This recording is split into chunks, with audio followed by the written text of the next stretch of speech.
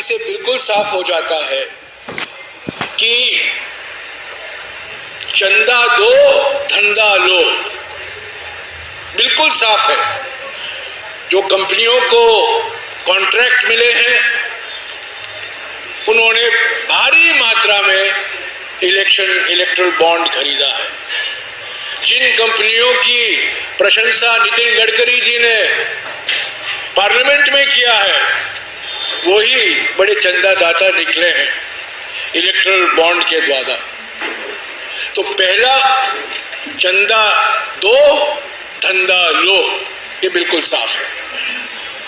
दूसरा, हफ्ता वसूली बिल्कुल साफ हो गया है इस लिस्ट से कि जिन जिन कंपनियों के खिलाफ ईडी छोड़े गए हैं, आरबीआई छोड़ा गया है, आईटी छोड़ा गया है, सीबीआई छोड़ा गया है, वही कंपनियां भारी मात्रा में इलेक्ट्रल बॉन्ड खरीद रहे हैं। तो हफ्ता वसूली, पहला चंदा दो धंधा लो, दूसरा हफ्ता वसूली। तीसरा बिंदु जो है, जो बिल्कुल साफ हो जाता है इस लिस्ट से कि ऐसी कंपनियां हैं जिनको कॉन्ट्रैक्ट मिला है, जिनको काम मिला है, ठेके मिला है, टनल का, ब्रिज, पुल का, हाईवे का, सड़क का, अलग अलग कॉन्ट्रैक्ट मिले हैं और उस कॉन्ट्रैक्ट मिलने के बाद कुछ ही महीने बाद ये इलेक्ट्रल बॉन्ड खरीदते हैं। और चौथा, ये शेल कंपनी, खोखले कंपनी जो होते हैं, इसका भारी इस्तेमाल किया गया है।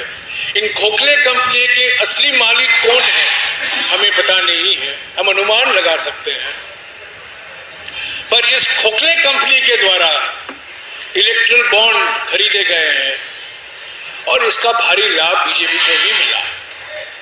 तो पहला, चंदा दो धंधा लो, दूसरा हफ्ता वसूली, तीसरा जो कॉन्ट्रैक्ट लो और पैसा दो, यानी कि किकबैक, सीधा घूस, मुझे कॉन्ट्रैक्ट दो, मैं आपको बॉन्ड खरीदूंगा, आपको पैसा मिलेगा। और चौथा, ये जो खोखले कंपनी से चंदा आ रहा है ये भी साबित हो जाता है। तो सवाल उठता है कि कल की जानकारी के आधार पर आप ये नहीं कह सकते इस बॉन्ड से बीजेपी को पैसा मिला है, इस बॉन्ड से कांग्रेस को पैसा मिला है, इस बॉन्ड से एनसीपी या शिवसेना को पैसा मिला है। आज जो सुप्रीम कोर्ट ने आदेश दिए, उन्होंने कहा है कि बॉन्ड का जो नंबर होता है उसको भी आप प्रकाशित करने की जरूरत है। मैं समझता हूं 1-2 दिन में बिल्कुल साफ हो जाएगा, दूध का दूध पानी का पानी हो जाएगा कि किसने बॉन्ड खरीदा और उस खरीद से कौन सी पार्टी को फायदा हुआ। ये बिल्कुल साफ हो गया। पर एक चीज मैं कहूं, आप लोग सवाल पूछेंगे, मैं आपके सवाल का जवाब पहले ही दे दूं, क्योंकि मैं जानता हूं आपके मन में क्या गुजर रहा है, आपके सवाल कैसे उठते हैं। आप कहेंगे पर इलेक्ट्रल बॉन्ड से तो आपको भी फायदा हुआ, बीजेपी को 6000 करोड़ रुपया मिला और आपको 1400 करोड़ रुपया मिला। ये बात सही है, हम इनको इनकार नहीं कर सकते, हम पीछे भाग नहीं सकते।